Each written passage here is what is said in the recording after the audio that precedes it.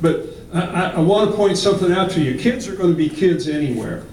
And I don't know if you caught this at the beginning of the video. He said, Halima, who do you want to kill? Who'd she say? Yeah, I want to kill Ahmed. You know, yeah, I want to kill my brother, you know, because she thought it was funny. She thought it was a joke. And they stopped it, and then he starts it again after he's coached her. You know, I want to kill the infidels. I want to kill the Jews. So it's a learned behavior. It's a learned behavior. Go ahead, Chris.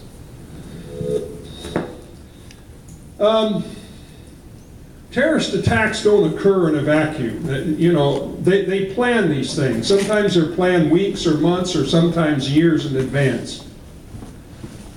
Go ahead. And the planning stage is our communities. It's our best opportunity to prevent attacks in the planning stage. Go ahead.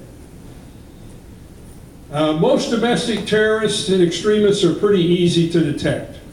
You know, you've heard about the skinheads, their dress, their speech, their riding, standing, you know, waving a swastika flag, you know, having SS tattooed on their arms. Next slide. Here's some things that you might see. The numbers, that 88 right there, that has significance. It means H is the 8th letter of the alphabet. 88 means Heil Hitler.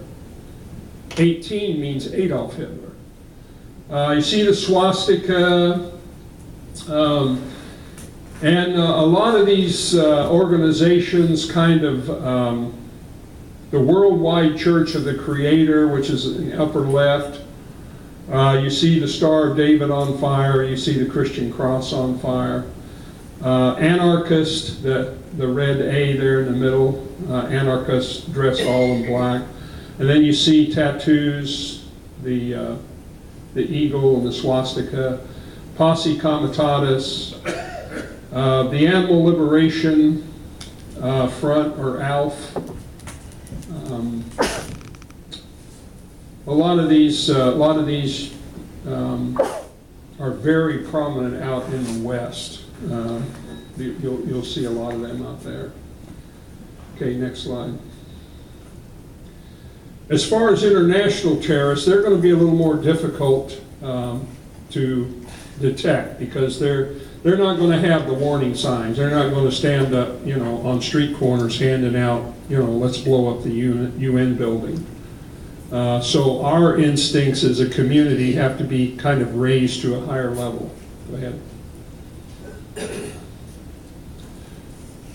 Here's some of the things that, you know, that you could be looking for. You know, things that are targets of opportunity.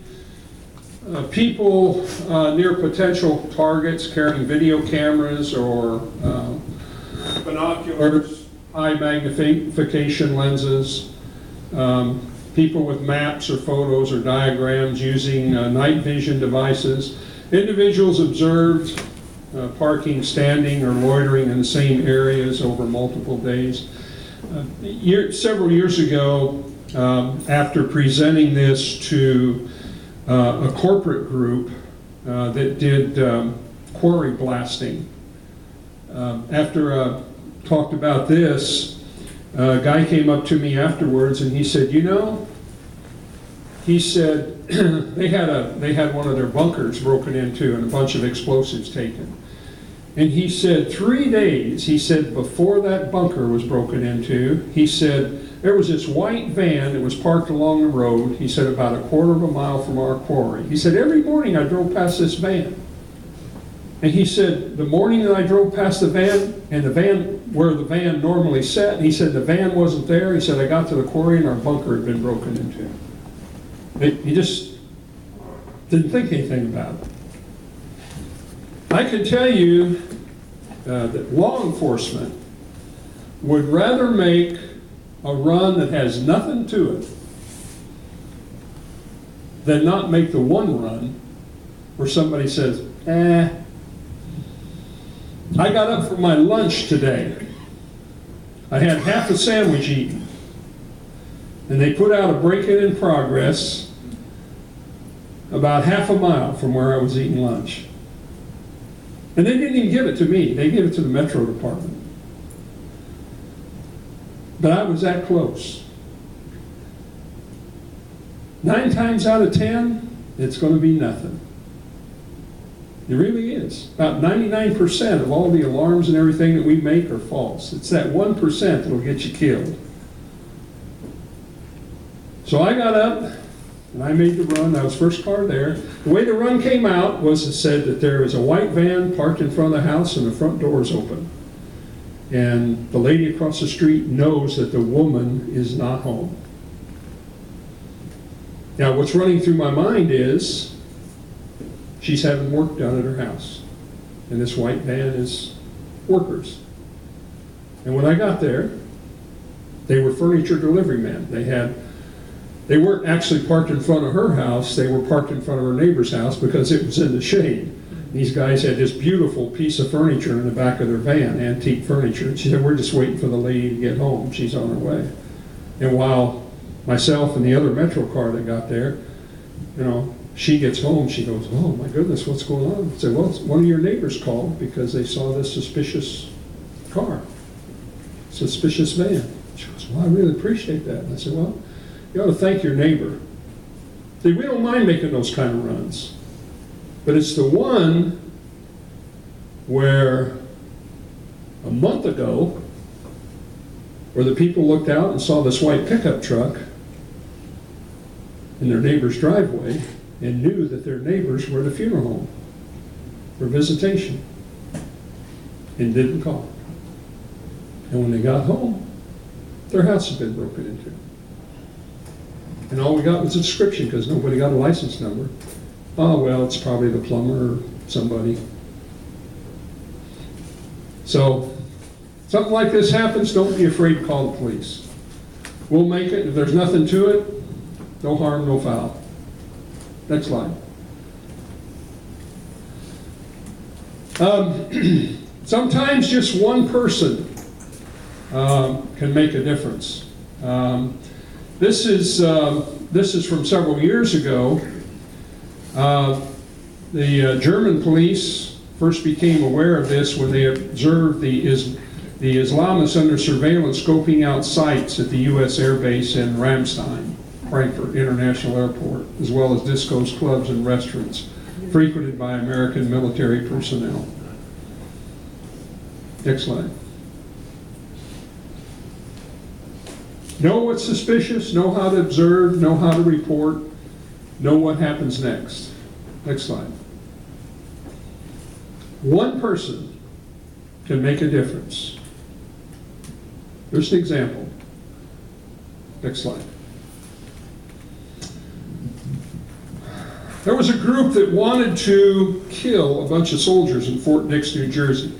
For those of you who don't know, Fort Dix is pretty important because if you're going to be shipped overseas to Afghanistan or Iraq or someplace like that, you usually go through Fort Dix.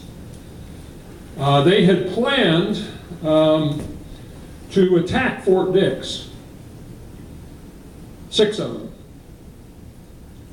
And normally what they'll do is they'll have a kind of a pre-planning thing. So they go out in the woods and they start shooting off a bunch of automatic weapons and rocket-propelled grenades, and they video themselves doing this.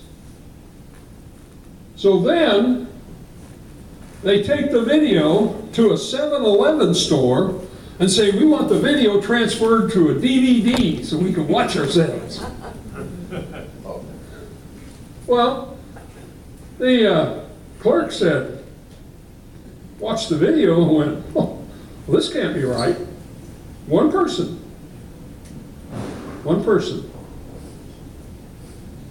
called the authorities. If he hadn't have said anything, who knows what would have happened. Next slide. Zacharias Moussaoui, often been called the 21st bomber. One person, a guy by the name of Bob Nelson, who was a program director at a flight school in Minneapolis, where you could go and pay your money to learn to fly in a simulator. Zacharias Moussaoui had been in Oklahoma City at one of the flight training schools and flunked out. Paid in cash with $100 bills. He goes up to Minneapolis, wants to do the same thing. Says, I'm not interested in learning how to take one off or land, I just want to know how to fly one. Yeah, Bob Nelson said, man, this can't be right. Little red flag went up. This was August of 2001. September 11th hasn't even happened yet. This is August. And so he calls the FBI. And the FBI agent that he talked to had a friend who worked for the CIA. So he calls his friend the CIA and said, hey, you might be interested to know what's going on here. What? Well, they snatch up Zacharias Moussaoui. Bob Nelson is in California at a seminar on September 11th. And when his wife calls him and said, you need to get to a TV, because he had told his wife what had happened. And he called the FBI, got hold of that agent, he says, please tell me that Zacharias Moussaoui was not on one of those airplanes. The FBI agent said, I really can't tell you anything except no, he wasn't. He was still in custody. But he would have been on another plane. Next slide. So how do you get involved? You can go to the Indiana Department of Homeland Security. They have a website. You go to the Indiana State Police. Volunteers in Police Service, they have a website, United for Stronger America. National Sheriff's Association has a website, usaonwatch.org. Next slide. How to report it. Call your local police. No. Let them respond. Most of the states have what they call a fusion center. Indiana has a fusion center. They have an 800 number that you can call. This is usually run by the state police in all the different states, and the reason they use the word fusion is they take all the information that comes from different agencies throughout the state and fuse it together and see if there are any common threads that are running through it. State of Kentucky has a really good fusion center. I'm sure Indiana does too. I haven't dealt with the Indiana Fusion Center. But anything suspicious. They also have a Department of Justice tip line. That's an 800 number. And FBI has a national hotline. There's the New Albany resident agent in New Albany, but you can always go to the FBI website at fbi.gov. Thank you all for your attention. Anybody have any questions? Or any comments? Yes, sir. Going back to the video where the parent was teaching the child, Uh-huh. now does that go back to what his parents would taught him to hate us? Yeah. I mean, I guess the question, why did they ever start like that? Back all the way up to the grandparents? Well, you know, they've been doing that for, 3,000, 4,000 years. Yeah, I mean, it's self-perpetuating. Plus when you get the radicals in the mosques, which, are their churches, so to speak, when you get radicals who are preaching that, you just join up. Like I say, there are a lot of Muslims who abhor this kind of violence, absolutely abhor.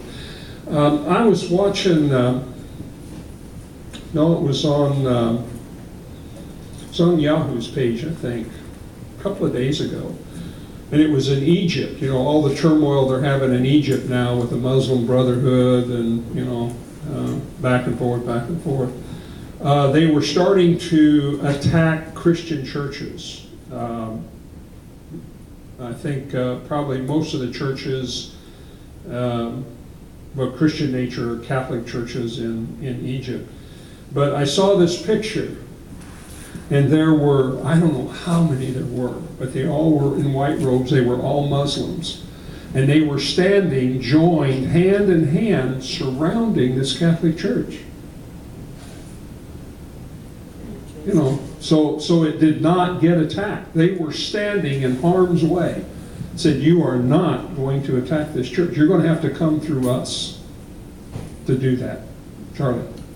Why don't we hear about those things? Because, I mean, you never hear about those that are against all this violence goes on, and it's Yeah. just like, because of that, there is that reaction of, well, you know, if they're Muslim, then they're a bad person.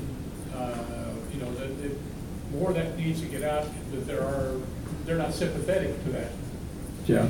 I mean, like I say, there are a lot of good Muslims. Probably much more good than there are those who pervert the Quran, who believe that the only way that they're going to see the 72 virgins in heaven is to, you know, take as many infidels with them as possible. But there are people who pervert the Bible. You know, I mean, look at our track record. You know, look at David Jones. Look at Jim Jones. Look at David Koresh in Waco, Texas. I mean, wherever there is an organized religion, there are going to be people that pervert it for their own selfish reasons. Yeah. One other thing too, some years ago, and probably might have been 15 or so, I had a fellow come in and speak about the terrorists, I guess, Islam, whatever, and I forget how you've been vetting, whatever. I said, could I advertise this? He said, no. He said, you don't understand how dangerous this is. When he talked, he'd been a missionary in the Philippines and whatever. He said, no. He said, your regular members are certainly welcome, but I don't want to be highlighted as, you know, talking about what these people do. All right. Yeah. Yes, sir. I don't think we are completely blameless in all of this. I spent a lot of time overseas, and I've seen a lot of arrogant Americans, Oh, yeah. and that's another reason they hate us. Yeah. We bring a lot of it on ourselves. Yes, sir. Tough question. You seem to be well situated in it, but you know, and well educated. How do you think we're going to do as far as the U.S. is concerned? How do you think we're going to do in the next 10 to 20 years? Do you have an opinion on it, or is it too far away?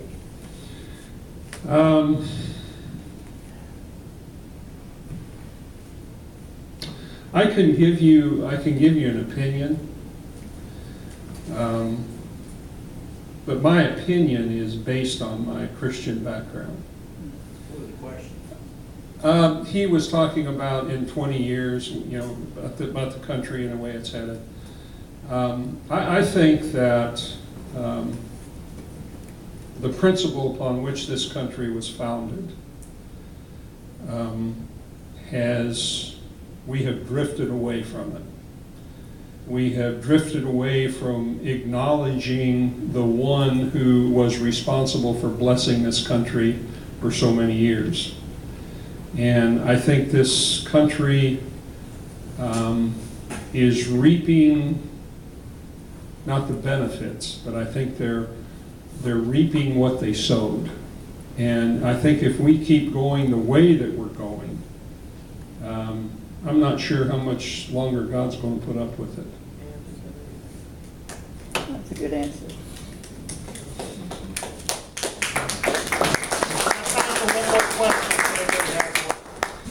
One more question? Anybody got a question?